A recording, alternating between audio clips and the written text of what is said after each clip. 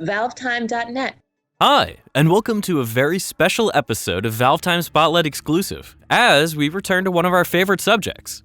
Longtime ValveTime fans may remember a pair of short videos we released back in early 2013, which covered never-before-seen assets and files related to Half-Life 2 Episode 4, also known as Return to Ravenholm.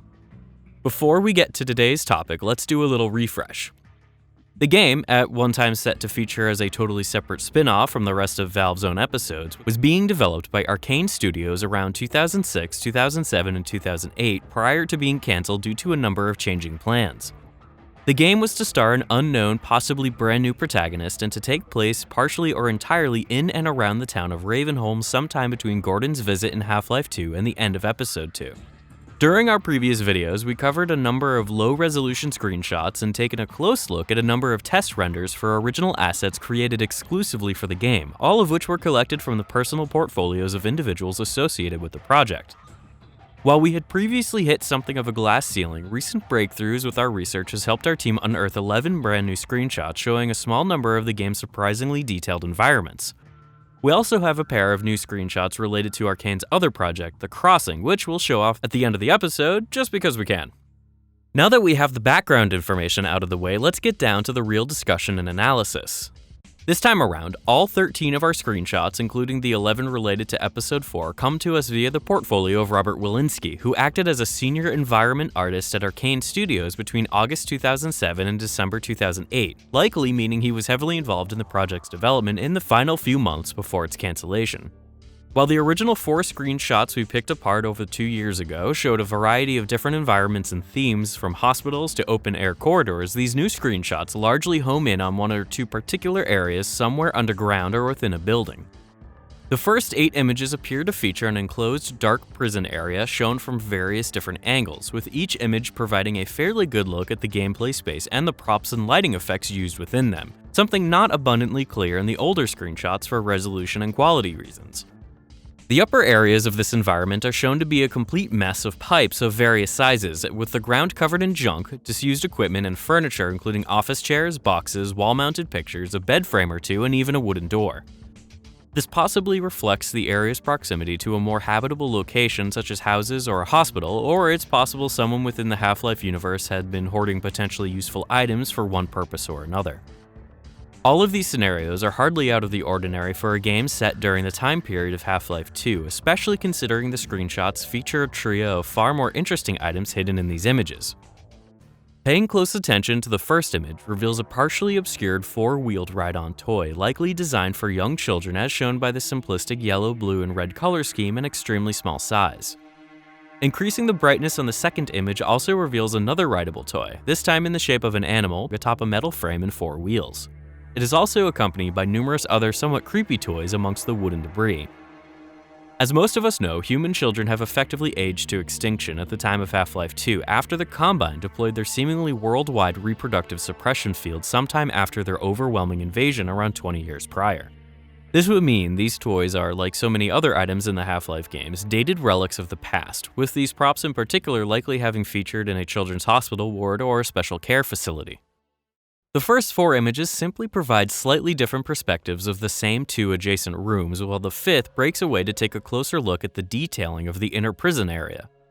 The long hallway features a total of 8 mostly inaccessible prison cells, with one of the doors laying on the ground after having possibly been blown or rusted off its hinges.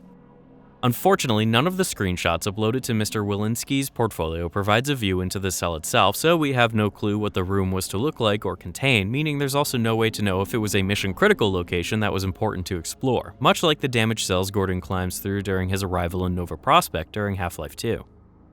There's also no real indication regarding what exactly these cells would or could have been used for, especially when you consider this environment was to possibly function as the basement of the hospital shown in the previously unearthed screenshots. Perhaps the otherwise regular hospital was to house dangerously insane patients or something even more sinister. Images 5, 6, and 7 all focus on the detailing of this prison corridor, with particular focus on the striking blue and orange lighting contrast, the damaged equipment, including vents, pipes, and lights, and the rusted and clearly aged nature of the doors, walls, and floor. Images 8 and 9 then take a look at a room on the other end of the prison hallway, with image 8 showing yet another rusted door alongside various barrels, spools, debris, and yet another child's toy. Image 9's alternate angle reveals that this new room is far larger and more varied than the previous two, featuring a staircase leading down into a flooded room with pieces of junk and damaged equipment floating about. The light rays creeping in through an unseen window to the right reveal a bunch of detail on and around the far walls, including some graffiti and decals featured multiple times in the Half-Life 2 saga, more random bits of junk, a prison gate, and a few new props not featured in any of the other screenshots thus far. While they haven't featured in any of these new screenshots, these items will seem very familiar to viewers of our previous Episode 4 videos, as the yellow wet floor sign and blue metal wheelchair we analyzed in our last spotlight are visible on the far side of the room, confirming both assets and the others we spoke about were in fact to be used for Arkane's own Half-Life episode. The damaged pipe on the far wall also reveals Episode 4 was to run on the Episode 2 branch of the Source engine, as the then new particle system can be seen in use as water pours out into the flooded room. The last two screenshots for Half-Life 2 Episode 4 focus on rooms away from the three we've already covered, neither of which appears to be directly connected to the others we've mentioned here, even if they all share similar environmental traits and themes. Image 10 is the most different, showing a long corridor with a pair of grates, one in the ceiling and one on the floor. Like the others, this room also features scattered boxes and old pipes referencing the location's history while also hinting at its more recent uses, possibly by rebels or scavengers.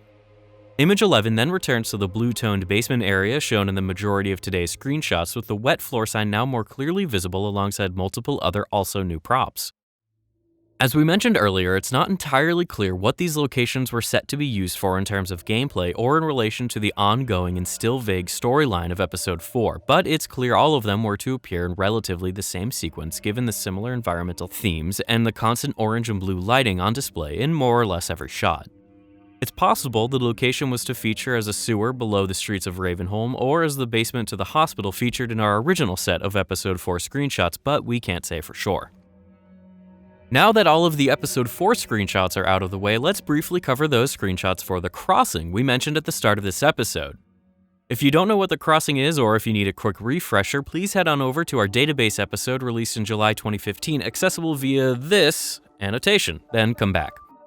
These two new screenshots were also found within Mr. Wilinski's portfolio and provide a very detailed look at one of The Crossing's many planned locations.